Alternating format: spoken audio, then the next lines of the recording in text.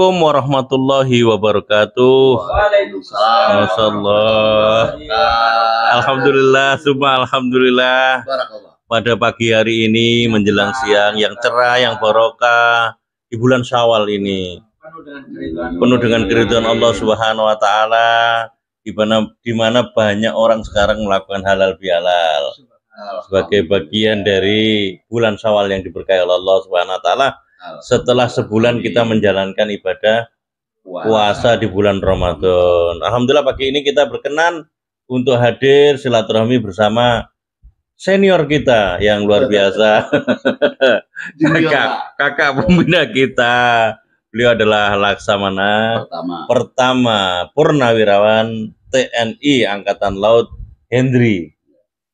Pakai ada lagi nama anunya. Hendri, Masya Allah, luar biasa. Rahimakumullah, alhamdulillah. Ini adalah kesempatan silaturahmi dengan beliau dari beberapa kali silaturahmi yang kita adakan ya. Alhamdulillah. Dan saya sudah didampingi oleh sahib saya Ustadz Irwan Saifullah dari Jakarta. Yang berkesempatan khusus untuk silaturahmi kepada para tokoh, pada para ulama. Alhamdulillah, ini semoga menjadi sebuah pertemuan silaturahmi yang baik. Amin. Karena insya Allah kita akan mencoba sambil bercengkrama ya, ini Laksamana ya. Kita bercengkrama tentang hal yang baik ke depan untuk kepentingan bangsa dan negara ini. Kita tadi sudah menyelesaikan beberapa percakapan ya.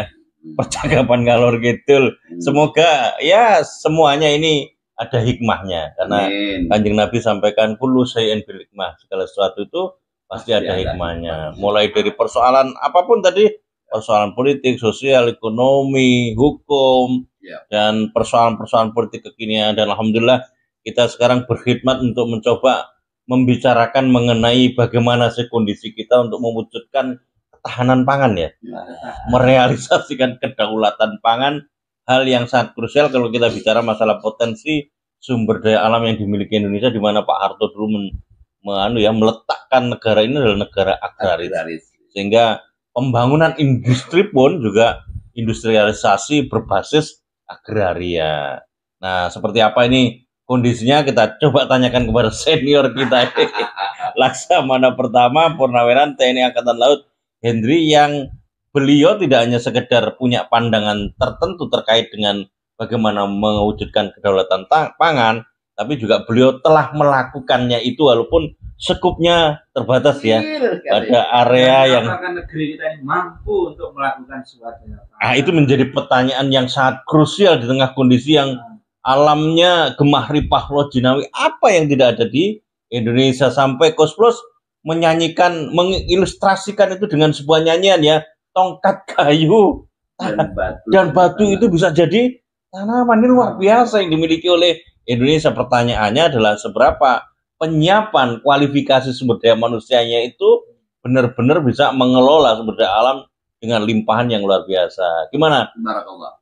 Kakak pembina terkait dengan realitas kondisi mewujudkan kedaulatan pangan dan apa yang menjadi harapan ke depan ini? Jenderal, silakan Jenderal. A'udzubillahi minasyaitonirrajim. Bismillahirrahmanirrahim. Saudaraku, seniorku, ya, guruku, ya.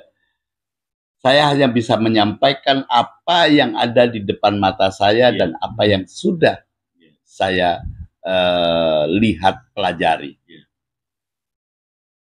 Negara mana yang mempunyai tanah, posisi yang paling bagus di dunia untuk pengelolaan pangan? Silahkan dicari. Hanya di Indonesia, Bapak. Hanya di Indonesia. Ya, seperti yang Bapak katakan tadi, sampai Kutlus bilang tongkat kayu dan batu jadi tanaman. Batu pun memang banyak di sini. Tanaman pun gaharu dan lain sebagainya banyak. Tinggal bagaimana ya kemampuan anak bangsa mengelolanya.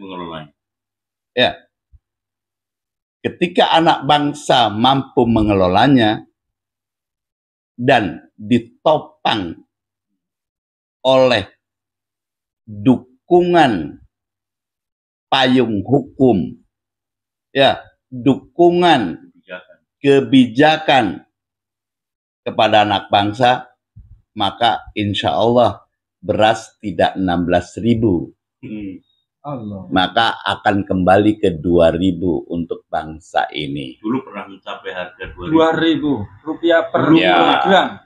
Saya sudah mengalami itu karena saya orang Indramayu, lumbungnya beras itu di sana. Tapi untuk kondisi sekarang rasional enggak 2.000? Nilai uang itu akan sejalan dengan perkembangan dunia itu sendiri. Ya, buktinya Malaysia masih menggunakan ringgit, 1 ringgit. Tapi nilainya sudah lebih dari 1 rupiah kita. Nah, kembali lagi masalah pangan. Kekuatan pangan. Ya, itu butuh tangan-tangan putra bangsa untuk mengelolanya dengan benar.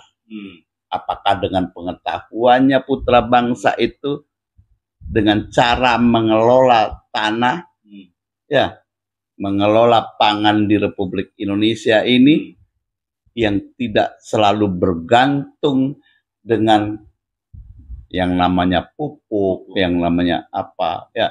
Kalau memang ada teknis itu, seyogianya pemerintah mendukungnya sehingga insya Allah ya ketahanan pangan di Indonesia ini bisa diwujudkan. Ya bukan diwujudkan lagi, Pak. Bisa membantu negara lain yang kekurangan pangan. Apa sih ketahanan pangan di Republik Indonesia ini? Kenapa sih ada kalimat ketahanan pangan? Wong kita negara paling makmur di dunia. Iya toh? Kalau memang itu bisa dilakukan, ketahanan pangan gimana? Bagaimana orang bisa bertahan kalau lahannya nggak ada? Kalau lahannya ada, ya, dan dikelola dengan baik, nggak bingung kita makan. Tapi bagaimana kondisi lahan tidak ada, ya toh? Kesempatan itu tidak diberikan, bagaimana pangan terwujud? Kalau memang lahan ada, kesempatan itu didukung oleh pemerintah, maka kita tidak akan bilang untuk ketahanan pangan. Tapi pemantapan pangan. Sebetulnya kita sudah tidak harus bertahan, tapi memantapkan pangan itu sendiri ke depan. Asal itu tadi, ya, pemerintah bisa. Ya, saya tidak mengatakan pemerintah tidak bisa mendukung kita, tidak. Pemerintah sudah berusaha sedemikian rupa. Ya. Tapi yang saya gugah adalah kemampuan anak bangsa. Sudah bisa apa kita ini, ya, melakukan pengolahan pangan itu sendiri? Apakah terus kita mengikuti cara nenek moyang kita? Ya, tidak ada cara barukah untuk mengelola pangan itu? Misalnya, ya, di sebuah lahan yang tidak ada airnya. Kan Allah kan menciptakan bumi, menciptakan dunia ini sudah semua dijawab di sana. Bila perlu dibor. Ya. Bila perlu dibor. Munculkan air sehingga bisa diairi di sana. Tidak hanya tergantung alam saja. Ya memang tergantung alam, maksudnya alam itu hujan. Tidak musiman saja, tidak. Tapi bisa. Kita lihat di Jepang. Di sebuah TikTok ada orang Madura nikah dengan orang Jepang, ya, dia melakukan pengelolaan lahan sedemikian rupa sehingga menguntungkan. Padahal air pun susah, bahan pun susah. Nah di Indonesia bahan bagus, air bagus, lahannya juga tersedia. Di mana kemauan kita? Di mana kemauan anak bangsa? Saya takut. Saya takut anak bangsa ini dininabobokan dengan surga alam kita di Indonesia. Makanya kita butuh memacu generasi muda untuk bisa memberikan karyanya untuk bangsa ini. Itu, Mas. Salah satunya. Menarik yang disampaikan oleh Laksamana Pertama Purnawirawan TNI Angkatan Laut Hendry ini ya. Karena ini persoalan yang sebetulnya kalau kita bicara masalah satu bidang kedaulatan pangan itu tidak bisa dipisahkan dengan bidang-bidang yang lain. Tidak bisa di bidang pertanyaan krusialnya itu kan yang tersisa kalau kita bicara masalah keinginan bangsa ini, anak bangsa ini untuk bisa merealisasikan ketahanan pangan itu yang pertama dari sisi penguasaan lahan untuk menjadi dasar pengelolaan lahan. Penguasaan lahan seberapa jauh itu ruang-ruang penguasaan lahan itu memang disediakan, terutama untuk bisa memberikan ruang industrialisasi di sektor agraria ini. Yang pertama. Yang kedua, seberapa sebetulnya industrialisasi itu didorong dengan basis agraria. Itu kan ruang kebijakannya harus memang mengarah kepada sana ya. Ruang kebijakannya. Industri pertaniannya, agro bisnisnya, agrikultur, termasuk juga bagaimana membentuk karakter kultur masyarakat Indonesia itu sudah benar-benar inherent melalui pendidikan, melalui proses pendidikan. Nah yang terakhir ini yang krusial menurut saya. Seberapa sebetulnya Jenderal kalau kita bicara masalah ketahanan pangan itu terkait dengan ketahanan militer kita ini. Kalau dalam situasi misalnya peperangan misalnya dok, Jenderal, kebutuhan logistik yang diperlukan dalam rangka untuk bisa memberikan support terhadap bagaimana kondisi yang memungkinkan bisa kita jagain untuk ketahanan kita menjalankan hal yang krusial, membangun kemiliteran yang memang benar-benar bisa kuat begitu Jenderal. Bismillah. Jadi Mas, ketika kehidupan bangsa ini ya sudah memiliki tataran yang bagus, ya kira-kira ya sebuah pertanyaan,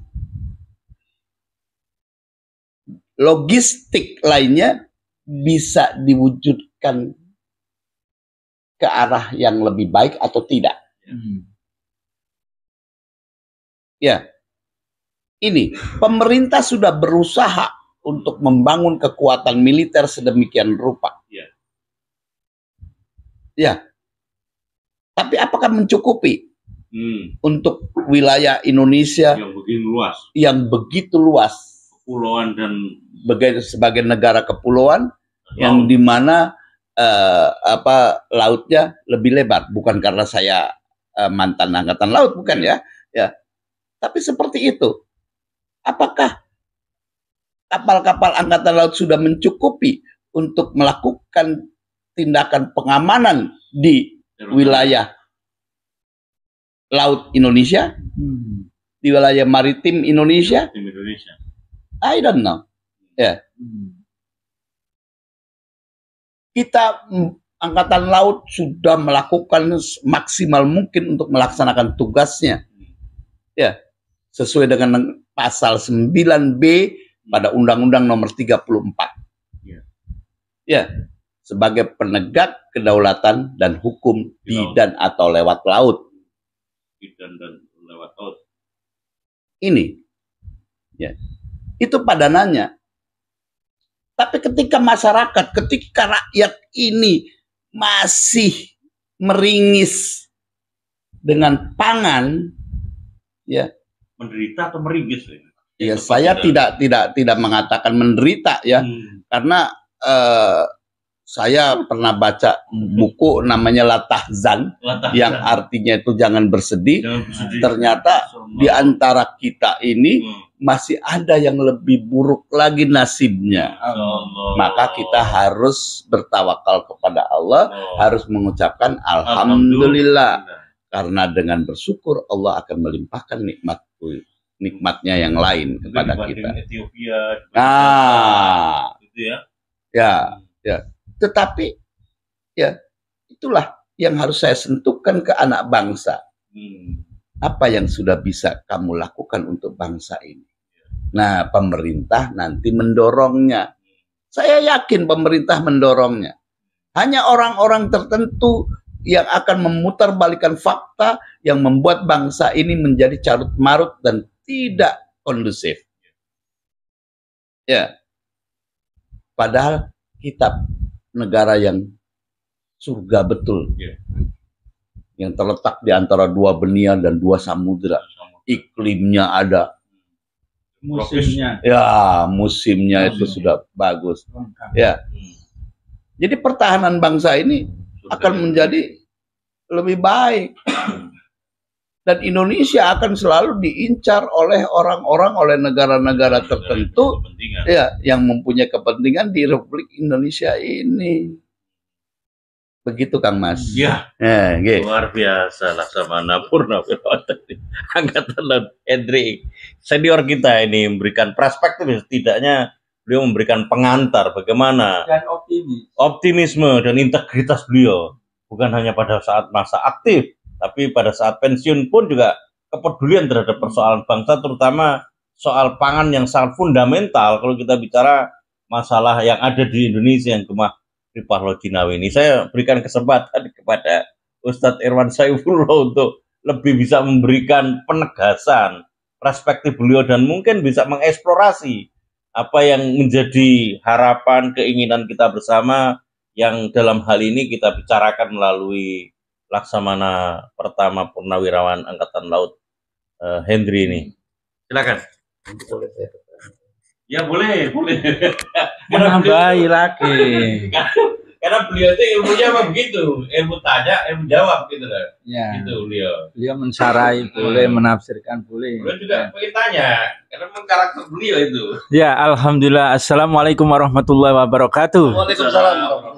Ya, kepada seluruh media channel YouTube Berperjuang, Mimbar Top, Anti Oligarki, Gaspol Channel, Salwa Channel, dan juga yang terakhir adalah Info Politik Channel, dan seluruh channel-channel perjuangan di Indonesia, seluruh Indonesia yang cinta kepada negara ini, yang selalu menyampaikan amar ma'ruf nahi mungkar, kita ucapkan jazakumullah khairan katsirah kepada Laksamana pertama Purnawirawan TNI Angkatan Laut Hendri.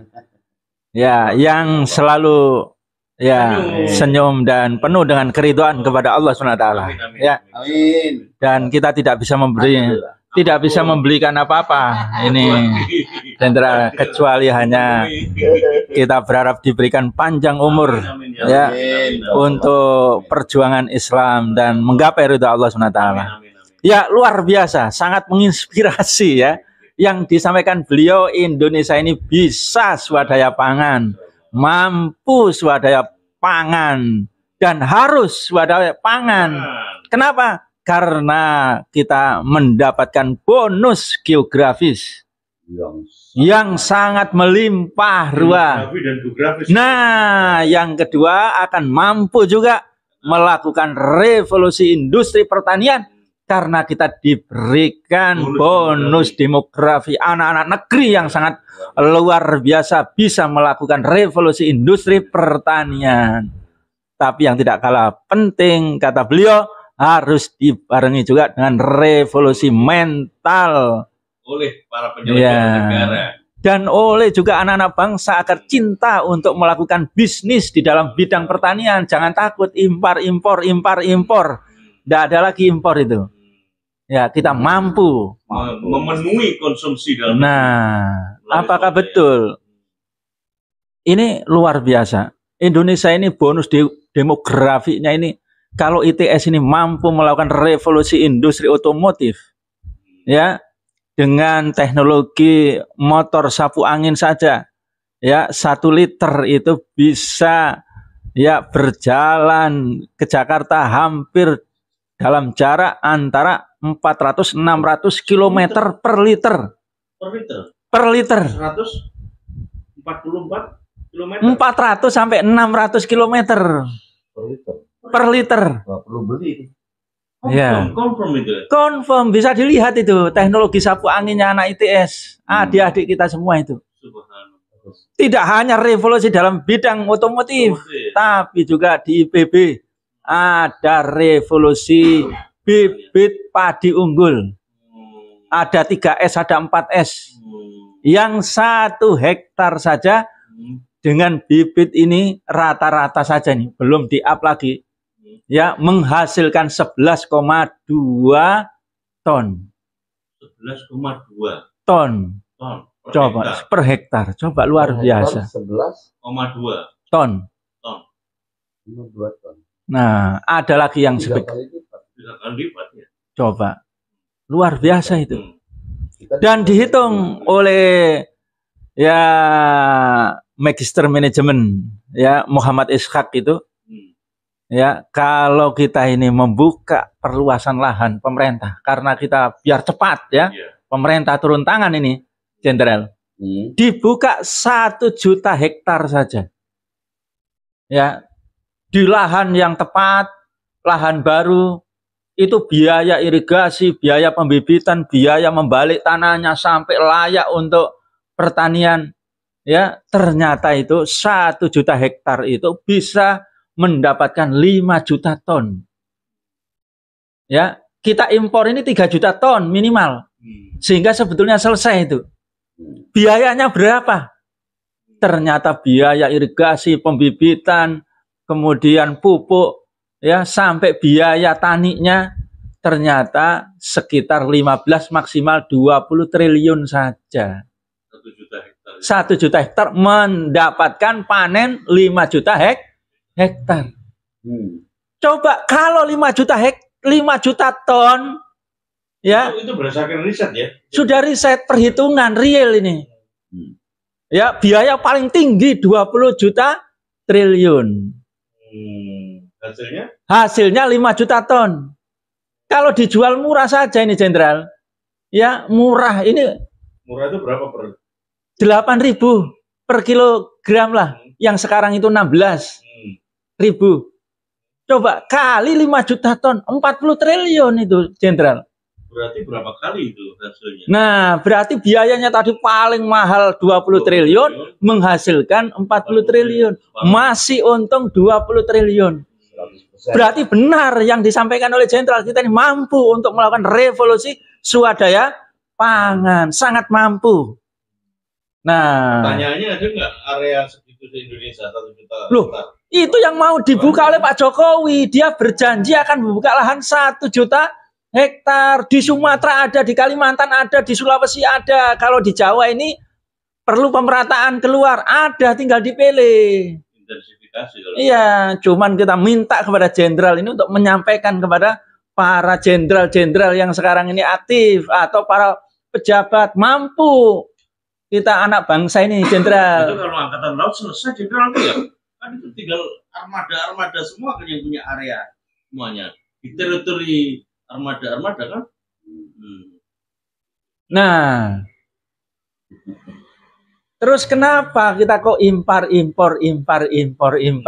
terus? Nah, itu masalahnya apa itu sebetulnya? Nah, inilah yang dikatakan oleh Jenderal tadi. Itu memang imanuhum wa amplop. Ya, itu masalahnya. Keimanan yang penuh dengan amplop ini yang jadi masalah. Coba dibayangkan itu, Cak Slamet. Ya, kalau kita impor itu 1 juta saja, berarti itu sekitar, ya, kalau di 1 juta ton, berarti itu sekitar 1.000. Ya, 1 ton kan berarti 1.000 kilo. Nah, berarti kalau 1 juta berarti 1 miliar. miliar. Kalau untung 2.000 saja, berarti 2 triliun. Kalau 5 juta ton, 10 triliun, menang wae gitu loh. Ya. Tinggal memproyeksikan berapa petani yang digerakkan, berapa teknologi pertanian yang dikerahkan. Ya. Inilah kenapa mereka itu impor, selalu mematikan petani, selalu mematikan revolusi industri pertanian. Kenapa di situ? Karena yang paling cepat untuk mendapatkan cuan itu ya impor. Hanya kalkulator saja itu. Tidak perlu bekerja. Hanya menulis saja itu keputusan. Nah, inilah yang kita sampaikan kepada pemerintah, harus bertobat, harus swadaya pertanian. Lah sekarang ini harga petani ini murah, ya, dia yang paling sengsara, sedangkan harga beras naik. Nah, ini yang tidak masuk akal gitu. Ya. Nah, yang terakhir barangkali ini sangat penting yang dikatakan oleh Jenderal tadi, bahwa swadaya pangan ini penting sekali. Yang pertama, swadaya pangan ini adalah untuk membangun kedaulatan negara. Karena boleh jadi kita suatu ketika itu diancam. Ketika diancam, kita tidak mengikuti imperialisme yang sekarang ini katanya orang-orang gede itu. Ada proxy war, ada imperialisme, ada penjajahan, kata Bang Yusril, yang jauh lebih jahat dibanding Belanda. Ketika kita tidak mau ikut, maka kita diboikot. Maka kekuatan yang pertama harus mampu swadaya pangan. Urip kita ini, hidup. Kalau bisa makan saja sudah hidup, sehingga punya harga diri. Kenapa Jenderal ini selalu vokal, selalu singa dia ini? Karena dia tidak dikasih amplop pun tidak ada masalah. Ya. Nah, yang kedua yang dibilang oleh Pak Jokowi, Prabowo untuk menghilangkan stunting. Oh, ini beras nomor 1. Kalau berasnya banyak, pertanian sayurnya tidak ada ikan pun, sayurnya banyak, berasnya yang bagus, naik itu otak-otaknya itu, sehingga akan terjadi lompatan IQ di situ, tidak ada lagi stunting itu, sehingga di sini akan terjadi revolusi intelektual menuju Indonesia emas, itu baru masuk akal, Cak Slamet. Nah, saya pikir yang dikatakan beliau pentingnya tadi itu ada 2 unsur itu, Cak Slamet. Demikian saya pikir penjelasan dari pembahasan dulu, Jenderal. Dari penjelasan beliau yang iya. kita ulas ini. Luar biasa ya. Sekarang ini kan juga jadi problem yang menyeruak ke permukaan itu, ada istilah stunting milenial. Nah, stunting milenial itu ternyata karena makanannya itu serba instan.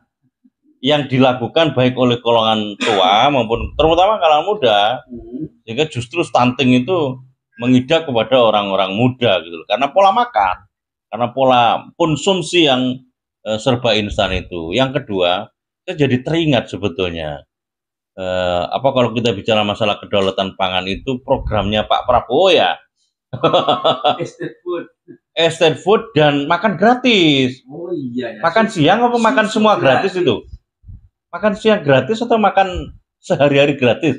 Makan siang gratis. Oh, makan siang gratis. Ini kan makan menarik menurut saya. Dan susu gratis. Betul. Artinya kan saya meresense bahwa Pak Prabowo ingin menitik tekankan secara fokus, secara berat pentingnya bagaimana merealisasikan ketahanan pangan itu. Monggo, Jenderal, apa yang ingin disampaikan, Jenderal? Terima kasih, Mas. Iya. Jadi tadi Al-Ustadz sudah mengatakan revolusi industri pertanian. Ya, bahkan disinggung juga masalah kebijakan Pak Prabowo untuk makan gratis, makan siang gratis dan susu gratis. Sah-sah saja, Mas. Yeah. Makan siang gratis, susu gratis. Yeah. Menurut saya itu adalah sebuah bukti ini. Mau nggak anak bangsa ini melakukan revolusi industri pertanian? Kalau tadi dibilang pemerintah harus dalam hal ini pemerintah pusat ya harus membagikan itu modal sekian triliun. Ya monggo-monggo saja, sebetulnya modal itu sudah dimiliki oleh bangsa kita sendiri. Believe or not, ya petani itu menanam 1 hektar itu dengan modal sekitar 8 juta rupiah dan itu sudah dilakukan. Ya, kalau hanya minta berapa hektar? 1 juta hektar. 1 juta hektar di Pulau Jawa juga sudah. Masih ada itu? Masih ada. Ya, tinggal bagaimana menatanya. Ya, mental ini yang harus dirubah. Mental juang bangsa ini yang harus dirubah. Nah, kalau misalnya ada pendapat, ada pengetahuan daripada anak bangsa yang akan melakukan upaya mandiri revolusi industri pertanian, harusnya itu didukung. Satu, ya. Makanya ketika tadi bicara sebelum kita bicara resmi ini, ada seorang anak bangsa yang membuat terobosan ya sehingga akan menjadikan sebuah langkah revolusi industri pangan kok dipersekusi itu di mana yang mempersekusi itu goblok namanya. Nah, ya. itu sobat ya. Jadi catatan ini, jadi catatan. Ya. Ya, justru yang ini yang harus didukung selama tidak ya melanggar ketentuan yang berlaku, hukum yang berlaku. Kalau ketentuan hukumnya justru menghambat upaya swadaya itu, hukumnya yang harus hukumnya harus dibenahi. Ya, bukan diganti. Menjadi silakan. Kalau misalnya ada istilahnya kemampuan anak bangsa, ya untuk kepentingan bangsa ini. Ya, kenapa tidak gitu loh. Betul. Lari kemanapun pasti kita dalam posisi yang ada di dalam payung hukum itu. Betul. Makanya saya mengetuk kepada semua anak bangsa, ya, hayo bangkit. Saatnya ini. Saatnya sekarang dan selanjutnya. Allah. Ya, kalau tadi diceritakan ada 1 hektar itu bisa memperoleh 11,2 ton. Ya. Itu kan 3 kali dari normalnya ya. Itu 2 kali dari normalnya, Mas. Ya, maka saya ya sebelum saya meninggal dunia saya pengen bukti itu. Walaupun dengan istilahnya dengan lahan saya yang sedikit. Sudah direset itu jenderal. Ya. Monggo. Jadi kalau misalnya kita lagi melakukan itu kemudian ada persekusi, saya pengen tahu yang mempersekusi itu siapa? Nah, ini catatan untuk yang mau mempersekusi ini. Siapa yang mau mempersekusi itu siapa? Wong ini adalah langkah yang tidak menyalahi hukum. Betul. Kecuali ya kita nanam narkoba. Nah, itu nggak boleh. Nggak boleh kalau itu. Tapi kalau kita menanam padi, ya. Narkoba bisa ditanam juga ya? Loh, ganja. Semua opium kan bisa ditanam dan sebagainya. Ya. Tapi kalau soalnya kita dengar misalnya untuk kepentingan medis, ya sah-sah saja. Ada aturannya juga. Ada aturannya, ada ketentuan hukumnya. Yang penting kita jangan sampai melawan hukum. Itu saja. Ketika kita berada di dalam payung hukum yang benar, maka ya Presiden Republik Indonesia yang tercinta ini harusnya bertanggung jawab untuk itu. Akan melindungi rakyatnya dengan benar. Ya, ini yang harus kita pahami. Wajib. Dan saya berharap selalu berdoa kepada Allah, Allahumma ya Allah, berikanlah syafaatmu kepada para pemimpin kami, untuk bisa mengayomi, memimpin rakyatnya dengan benar. Hindarkanlah kami dari semua mara bencana dan fitnah, karena fitnah itu yang paling buruk di dunia kalau menurut saya. Ini kalau tadi 1 juta hektar, banyak Kak di sini Kak.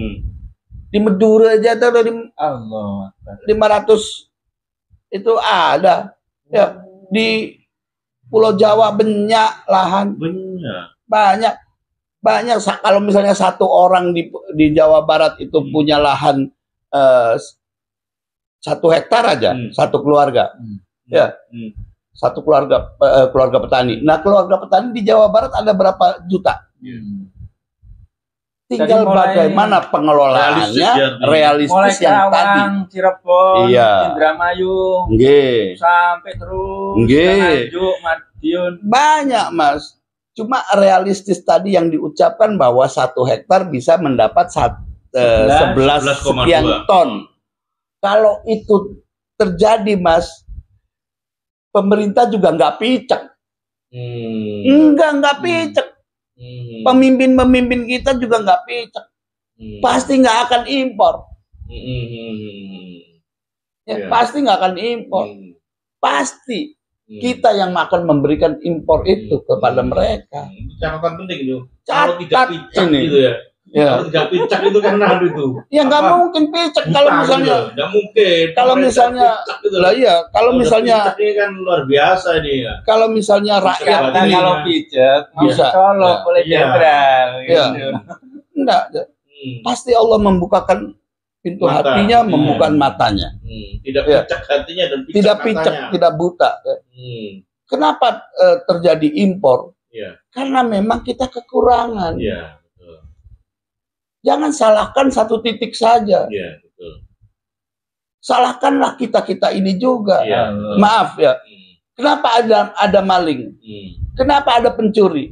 Karena kita memberikan ruang kepada itu sehingga barang kita dicuri. Nah, kalau kita anak bangsa kita menanam 1 hektar dapat 11 ton. Waduh. Nggak mungkin impor, nggak mungkin. Mau ikan banyak, mau buah-buahan banyak. Berapa spesies ikan yang dimiliki? Padahal MIU itu tertinggi itu dari ikan. Itu yang membuat anak bangsa itu menjadi cerdas. Kesehatan dari tumbuh-tumbuhan, dari sayuran. Ikan apa yang tidak ada di Indonesia? Ikan apa yang tidak ada di Indonesia? Nggak ada, Mas. Nggak ada, semuanya ada. Semuanya ada. Bahkan orang Makassar itu bilang tempe dan tahu itu ikan. Tempe. Iya. Jadi seperti itu. Jadi tinggal bagaimana kitanya. Jangan menyalahkan satu titik di atas. Enggak. Karena itu adalah rangkaian kehidupan. Kalau kita misalnya punya anak, kita tidak bisa mengajari anak dengan benar. Kemudian setelah besar dia menjadi pemberontak. Yang salah siapa? Apa anaknya? Bukan, kita juga. Nah, sekarang situasi begini, yang salah siapa? Apa pemerintahnya? Anak bangsa bagaimana? Sekarang kita kondisi anak bangsa ini banyak bobokan dengan modernisasi. Dengan kemudahan di Republik ini. Ya toh? Yang akhirnya dia leha-leha. Nanti kan ada. Nanti kan ada. Padahal kalau dia berkutat, langsung bekerja, langsung melakukan revolusi di situ, 1 tahun saja. Dengan bukti yang hak, maka saya yakin pemerintah tidak akan menutup mata. Alias picak.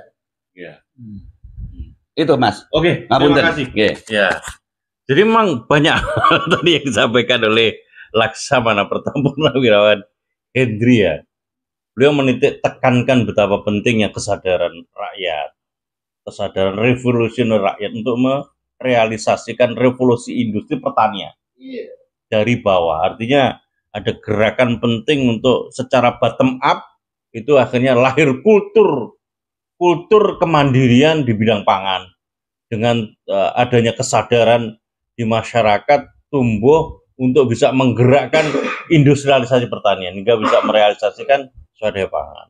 Tetapi sebaliknya secara up to down, pemerintah gayung bersambut, melakukan goodwill atau political will untuk memberikan ruang-ruang regulasi, dan ini sebetulnya para politisi nih, ya, para politisi di dewan-dewan itu bersama eksekutif, karena memang kalau kita bicara masalah anatomi kekuasaan di dalam sistem republik atau demokrasi itu eksekutif, legislatif yang merancang adanya undang-undang harus benar-benar juga memiliki political will, melahirkan berbagai banyak produk perundang-undangan, termasuk juga kebijakan yang berpihak kepada kepentingan rakyat, begitu. Nah, ini Ustaz Irwan Saifullah penting untuk bagaimana merealisasikan ini semuanya di atas pilar 2 tadi secara bottom up. Rakyat juga punya kesadaran, anak bangsa ini punya kesadaran tumbuh, membangun kultur agrikulturnya, industrialisasi pertanian. Di sisi yang lain, para penyelenggara negara harus memiliki kebijakan yang pro kepada kepentingan rakyat, terutama untuk merealisasikan ketahanan pangan, kedaulatan pangan. Jangan sebaliknya. Ya, jangan lupa. Jadi, Hendri, saya Jenderal, sangat sependapat tadi yang Ustadz sampaikan tadi, ya. Maka saya akan memohon kepada semua politisi, kepada semua rakyat, wakil rakyat, kepada pemegang kekuasaan. Wahai saudara-saudaraku, ya, ini amanah.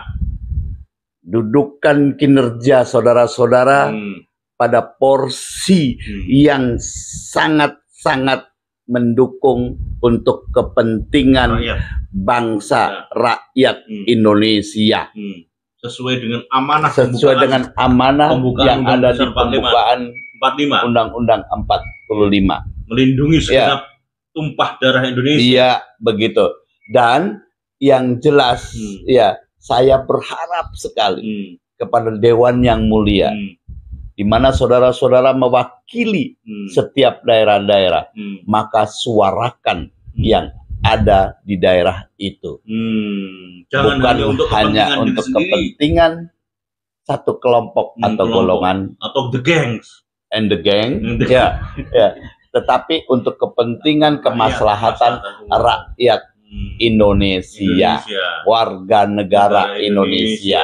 Saya katakan warga negara Indonesia karena jangan sampai dipoles dengan yang namanya kelompok-kelompok, golongan-golongan atau ras. Ketika dia sebagai bangsa Indonesia, warga negara Indonesia, maka hak dan kedudukannya sama sebagai warga negara, dilihat dari sisi manapun. Itu yang saya harapkan kepada Dewan yang mulia. Semoga didengar ini. Ya, monggo. Kalau didengar, alhamdulillah. Kalau tidak dengar, saya akan berdoa kepada Allah Subhanahu Wa Taala agar membukakan pintu hati, membukakan telinga, matanya, datang hidayah untuk menerima hidayah dari Allah Subhanahu Wa Taala, supaya tidak gelap matanya, atau kata lain picek matanya, picek hatinya, picek batinnya.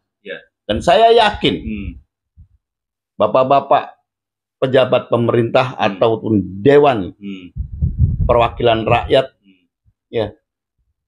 masih berpihak kepada warga negara Republik Indonesia. I believe it. Saya sangat yakin itu, bahwa dewan pun masih berpihak kepada kita. Kalau misalnya ada dewan yang tidak berpihak, itu oknum. Dan itu yang dia mengidap picek batinnya atau picek matanya. Terima kasih, oknum. Demikian, Mas. Monggo dilanjutkan. Ya, alhamdulillah yang disampaikan oleh beliau sangat jelas dan terang bahwa memang harus ada perubahan yang sangat mendasar, ya. Atau istilah beliau, kita ini harus ada revolusi, ya, dalam segala bidang. Ya, jadi memang yang pertama tentulah, ya, perubahan atau politik uang harus diperangi. Ya, politik transaksional juga harus diperangi. Politik in the gang juga harus diperangi, ya, apalagi politik oligarki, ya, asing dan asing, politik dinasti, politik keluarga, Cawe-cawe. Ya, cawe-cawe dan semuanya harus dihilangkan. Ya, Allah SWT menegaskan kita harus kembali kepada politik iman. Nah, untuk meraih ridha Allah SWT, maka akan diberikan rahmat oleh Allah SWT. Ya, wa ma arsalnaka illa rahmatan lil alamin. Dan tidaklah aku mengutus ya engkau ya Muhammad melainkan untuk membawa rahmat. Jadi Rasulullah diutus oleh Allah SWT dengan dibekali dua, yakni Al-Quran dan Sunnah. Maka Al-Quran dan Sunnah inilah yang diterapkan oleh Rasulullah sehingga mendapatkan rahmat. Rahmat itu adalah sesuatu yang mewujudkan kebaikan dan menghilangkan keburukan atau kerusakan. Maka ya sebagaimana nasihat beliau ini ya harus kembali kepada ya kebenaran, kembali kepada kejujuran, kembali kepada rakyat, bukan kepada ya para pemilik modal atau para penjajah apalagi gitu ya. Maka kalau kita kembali kepada rakyat, kembali kepada untuk mewujudkan kemaslahatan rakyat, ini salah satu yang diperintahkan oleh Allah SWT. Dan pasti akan diberikan kebaikan itu. Tapi kalau sebaliknya ya hanya untuk uang, untuk geng, untuk oligarki, pasti akan dihinakan oleh Allah SWT. Di samping secara konstitusi kita diperintahkan juga pasal 33. Ini yang diinspirasi oleh Islam juga itu. Bumi, air, dan segala isinya negara dan digunakan hasil kemampuan untuk rakyat. Kalau bisa gratis, kalau tidak bisa harga yang murah. Kalau masih tidak bisa harga yang terjangkau. Penghasil bumi, apa sumber daya alam yang melimpah itu daerah saya, minyak, gas itu kalau bisa gratis itu. Nah, karena melimpah itu. Maka khusus untuk kedaulatan pangan ini, Cak Slamet, di dalam pandangan Islam atau teori, ya teori yang tidak kapitalistik, maka sudah jelas, ya bahwa kedaulatan pangan ini harus disupport penuh oleh negara, gitu. Makanya di dalam konstitusi tadi atau juga di dalam Islam yang namanya area pertanian itu bagi petani tidak usah bayar dia. Tinggal dia menggarap tanah kosong yang mana yang kosong. Kenapa? Karena ini menentukan mati dan tidaknya rakyat. Menentukan sejahtera atau tidak. Karena kalau beras murah, maka rakyat akan membeli dalam jumlah yang banyak. Sehingga gizinya akan tinggi. Kalau sudah ya daya belinya itu tinggi, gizinya tinggi, maka produktivitasnya tinggi atau rendah? Tinggi. Kalau produktivitas tinggi, maka penghasilan tinggi. Maka konsumsi akan tinggi. Berarti pertumbuhan ekonomi akan tinggi. Nah, makanya pangan ini merupakan dasar untuk pertumbuhan tadi. Makanya di sini regulasinya itu harus berpihak kepada petani. Makanya lahan itu gratis di dalam pandangan Islam dan konstitusi harusnya begitu. Tidak hanya oligarki yang gratis, justru rakyat harus gratis. Kemudian, nah bibit harus disubsidi. Ya demikian juga pupuk. Malah kalau tidak punya dikasih gratis. Kalau tidak mampu mengasih gratis, diberikan hutang yang lunak. Nah, sehingga produksi pertanian ini sangat tinggi sekali. Nah, sehingga di sini antara ya produktivitas rakyat dengan regulasi yang nah, disitulah akan terjadi pertumbuhan. Ya, mudah-mudahan ada kesadaran dan seperti yang diberitahu oleh beliau ini, anak-anak muda yang melakukan riset dan penelitian bahkan telah menemukan berbagai macam teknologi pertanian.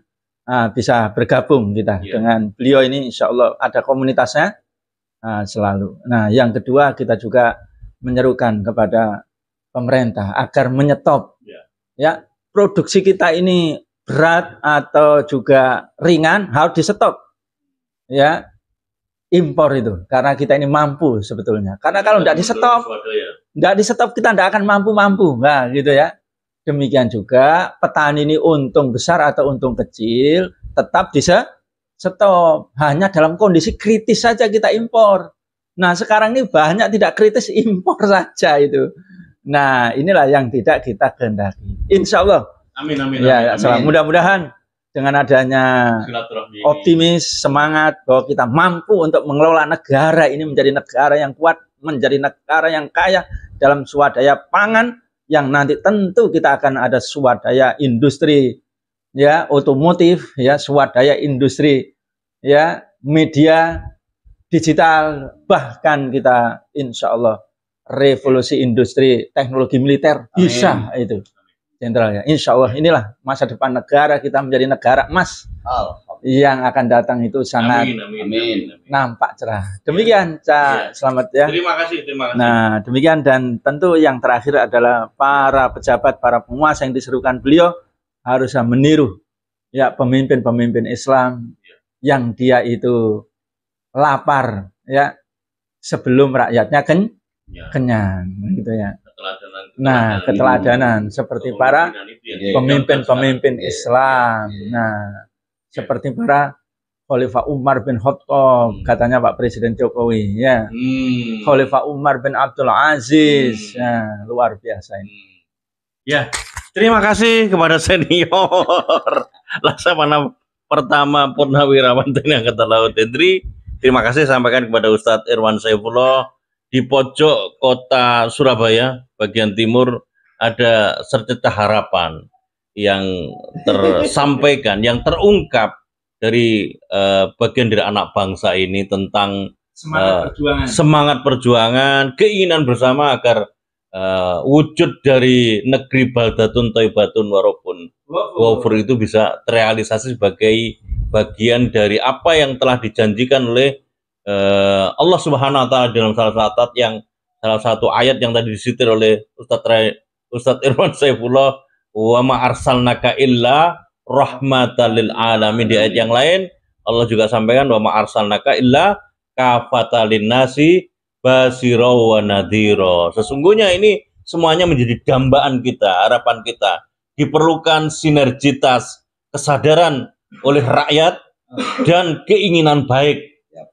Keinginan politik yang kuat dari para penyelenggara negara, para penguasa, tidak hanya memikirkan dirinya sendiri, tetapi memikirkan yang lebih penting adalah memikirkan rakyat sebagaimana amanah konstitusi dan amanah ayat suci. Terima kasih dari saya sampaikan kepada para pemirsa dari berbagai channel, dan saya sampaikan terima kasih kepada yang live streaming acara kita yang tidak nampak di depan kamera, yakni akhina Lutfi rahimakumullah.